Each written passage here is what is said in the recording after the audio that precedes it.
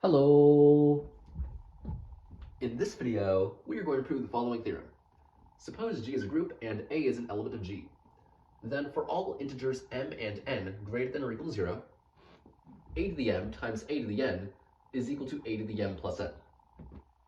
Now, first, let's remind ourselves, since G is a group, this means that G is equipped with a binary operation, and of course G is closed under that binary operation.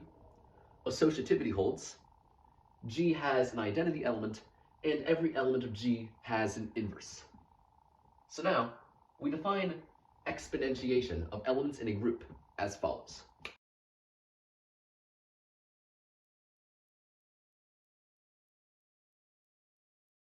Given a group G with identity element E, and given an element A in G, well then for each integer p greater than or equal to 0, we define the element a to the p recursively as follows.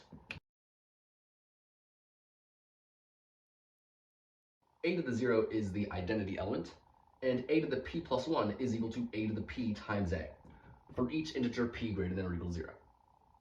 Okay, so now let's get into proving this theorem. To start on the proof, let's first give ourselves a group G with identity element E. Let's let A be an element of G.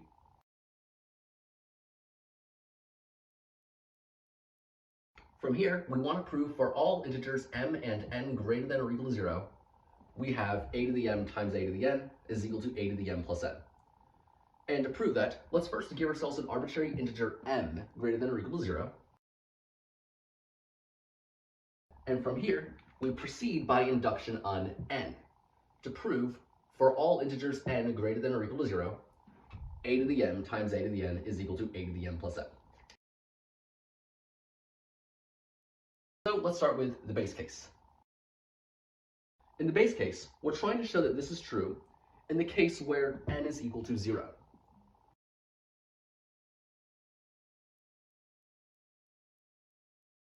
So to show this, let's first write out the left-hand side. Now, we know that a to the 0 is equal to the identity element. And by definition of the identity element, we know that a to the m times the identity is equal to a to the m. But we know n is equal to m plus 0. That's just properties of the integers.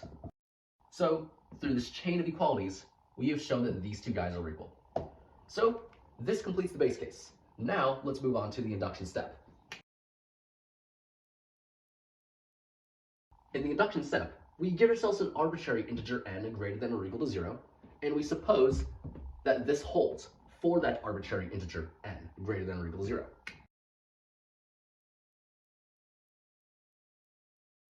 And the whole goal of the induction step is to show that this is also true for n plus 1. So really, we want to show that a to the m times a to the n plus 1 is equal to a to the m plus n plus 1.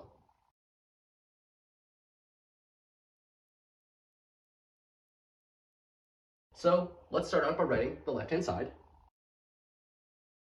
Now, according to our definition, if we take p to be n, well then a to the n plus 1 is equal to a to the n times a. So we have this, but then, since the associative law holds for groups, we can move these parentheses around a to the m times a to the n. And then by our induction hypothesis, we know that this guy is equal to a to the m plus n. And then, according to our definition, if we take p to be n plus n, then a to the n plus n times a is equal to a to the n plus n plus 1. But then we know that the associative law holds for addition of integers, so we can move these parentheses around n plus 1. And so, through this chain of equalities, we've shown that these two guys are equal. So this completes the induction step. Because we've completed both the base case and the induction step, this closes the induction. And so by mathematical induction, we have shown for all integers n greater than or equal to 0, a to the n times a to the n is equal to a to the n plus n. And we proved that for an arbitrary integer n greater than or equal to 0.